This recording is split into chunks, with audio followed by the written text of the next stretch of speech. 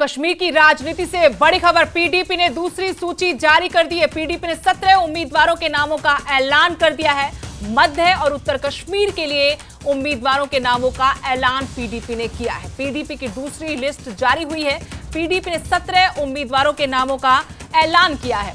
मध्य और उत्तर कश्मीर के लिए पीडीपी ने अपने उम्मीदवार चुनाव मैदान में उतार दिए हैं।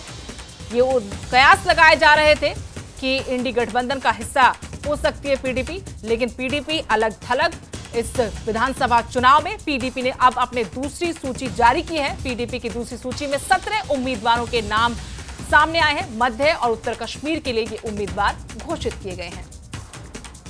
श्रीनगर से मेरे सहयोगी सरोज कफील जुड़ गए हैं और जानकारी उनसे लेंगे। आपसे जानना चाहते हैं कि पीडीपी ने दूसरी सूची जारी की है, मध्य उत्तर कश्मीर के लिए ये उम्मीदवारों के नामों का ऐलान किया है। किस तरीके से समीकरणों को साधते हुए नाम सामने आए हैं?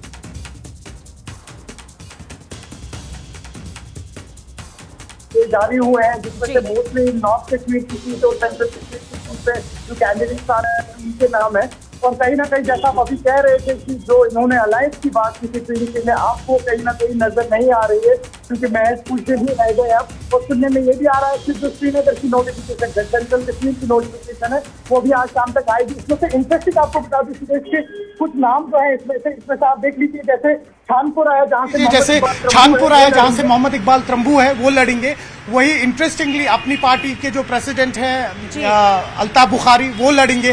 तो कुछ सीट्स जो है इनमें से उन पे काफी जो मुकाबला है वो टक्कर का होने वाला है। आपको बताऊं गांदरबल का भी नाम आया है इसमें, जो बशीर अहमद मीर को दी गई है पीडीपी की तरफ से ये रिस्पॉन्सिबिलिटी। देखिए गांदरबल में जो है इसमें काफी सारी स्पेकुलेशन चल रही थी। आप जानते हैं कि अशफाक जब्बार जो है उनके फादर एक बहुत बड़े नेता रहे हैं, नेशनल कॉन्फ्रेंस की तरफ से लड़ते थे हमेशा। तो अशफाक जब्बार का नाम आ रहा था आज और कल की कहीं ना कहीं पीडीपी जो है वो अब उनको टिकट ना दे दे, लेकिन आज उस पर भी क्लियरिटी आ गई है और उसमें जो है वो बशीर अहमद आ रही है, वही लड़ेंगे। तो कुल मिला के अगर बात कर ले तो पीडीपी ने भी अब तय कर ही लिया है कि तमाम 90 सीट जो है वो उन पे अकेले ही लड़ेंगे।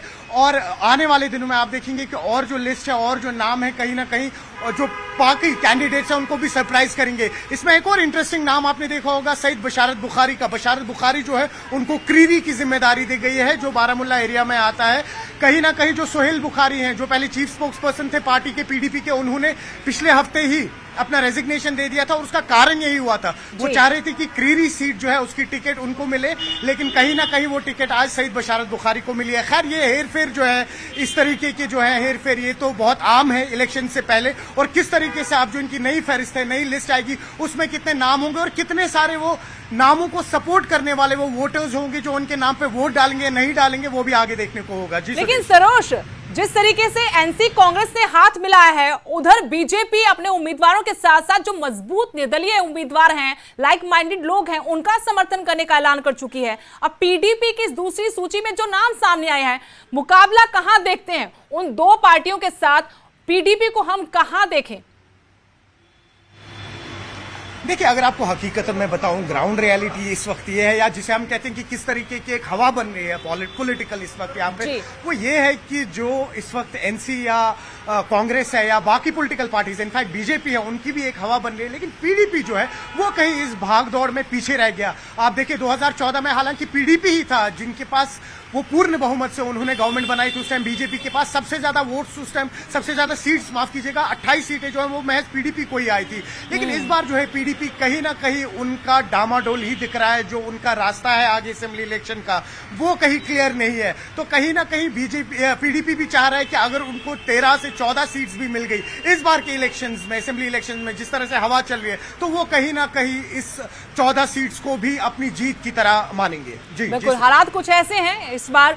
सरोज, बहुत बहुत शुक्रिया आपका तमाम जानकारी के लिए। दर्शकों को एक बार फिर से बता दें कि पीडीपी ने अपने उम्मीदवारों की दूसरी सूची भी जारी कर दी है। 17 उम्मीदवार चुनाव मैदान में उतारे हैं। दूसरी सूची जो जारी हुई है, मध्य और उत्तर कश्मीर के लिए अपने उम्मीदवारों के नामों का पीडीपी ने ऐलान किया है। और इसी के साथ फिलहाल इस बुलेटिन में इतना ही, लेकिन न्यूज़ 18 पर खबरों का सिलसिला जारी रहेगा।